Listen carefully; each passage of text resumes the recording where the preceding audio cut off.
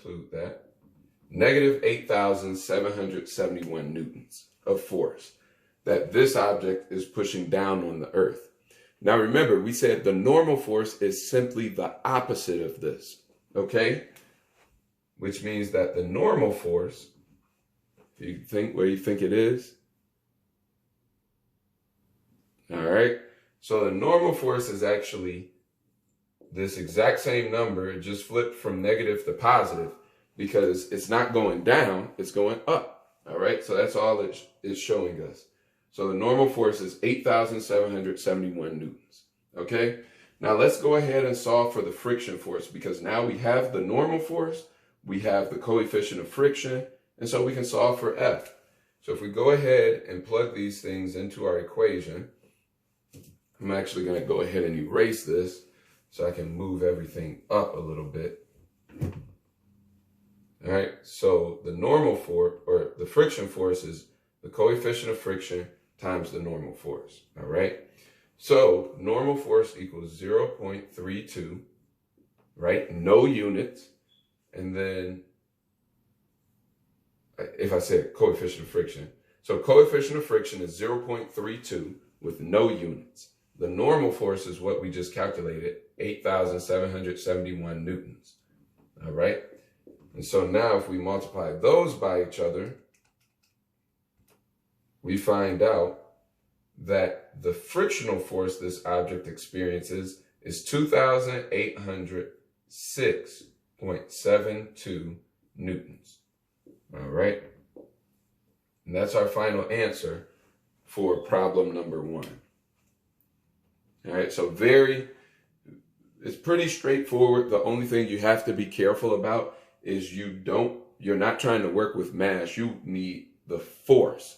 Well, the normal force. And in order to find the normal force, you use this mass and the acceleration due to gravity to calculate the force of the object pointing down on the earth.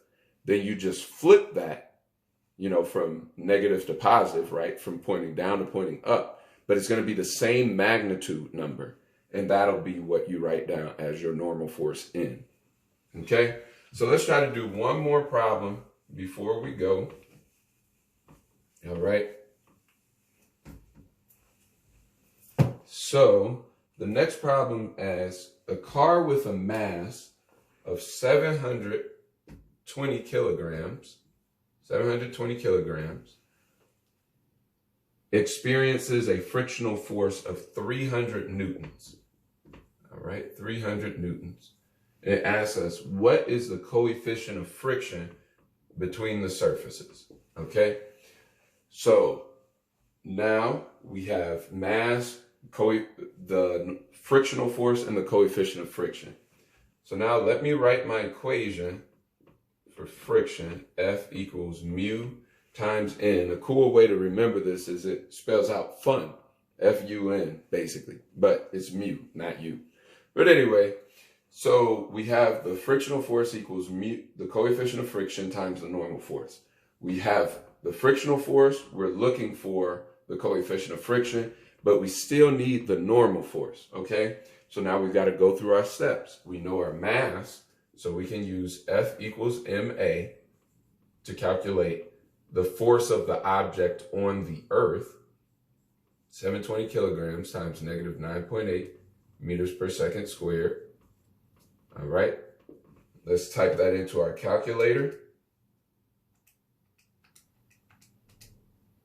That equals negative 7,056 newtons, okay?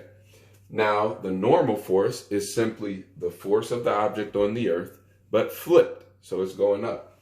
So the normal force is just going to be a positive 7,056 newtons, all right? So now we can plug that number in for N. We have F, and we're looking for the coefficient of friction. So because we're looking for the coefficient of friction, we have to get this by itself, which means we need to do some rearranging of the equation. All right, now how do you think we get the coefficient of friction by itself and move everything else away from it?